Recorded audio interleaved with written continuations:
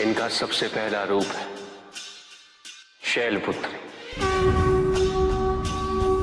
शैलपुत्री अर्थात पर्वतराज हिमावन की पुत्री, और इसी कारणवश इन्हें वृषारुधा के नाम से भी जाना जाता है। नवदुर्गा का दूसरा रूप है ब्रह्मचारिणी। ब्रह्म अर्थात तपस्या, चारिणी अर्थात आचरण करने वाले। ये रूप उस ज्ञान व आचरण का प्रतीक है जिसके माध्यम से इन्होंने मुझे अपने पति के रूप में प्राप्त किया। नवदुर्गा का तीसरा रूप है चंद्रघंटा। मस्तक पे घंटे के आकार में आधा चंद्र। ये रूप अत्यंत शांतिदायक और कल्याणकारी है। विभिन्न प्रकार के अस्त्र और शस्त्र इनकी 8 भुजाओं में सुसज्जित है। इनका तीसरा नेत्र सदैव खुला रहता है।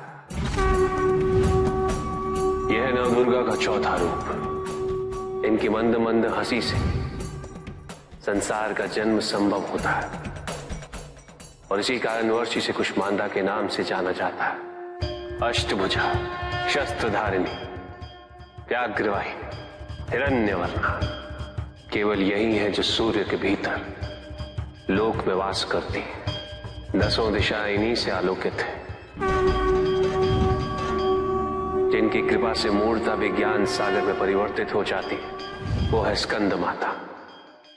नवदुर्गा का 5वां रूप सिंह वाहिनी, और इनकी उपासना द्वारा मोक्ष का मार्ग सुलभ होता है। जिस रूप में इन्होंने महिषासुर का वध किया वो कात्यायनी कहलाता है। इनकी आराधना करने से अर्थ, धर्म, काम और मोक्ष फलों की प्राप्ति होती है। ये रूप कालरात्रि रूप कहलाता है। एक हाथ में लोहे का कांटा और एक में खड़ग, जिनका आशीष शुभों का कर्ता और कारक है। ये अंधकार का विनाश करती हैं। इनकी आराधना करने से असुरी शक्तियां भी भयभीत हो जाती। ये इनका महागौरी रूप है।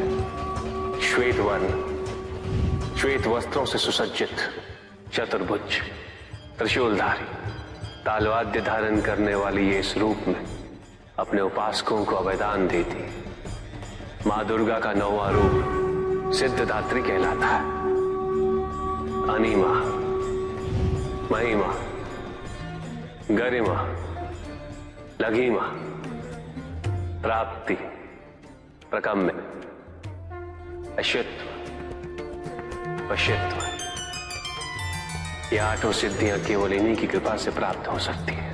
मेरा अर्धनारीश्वर रूप इनके सिद्धदात्री रूप की ही देन है।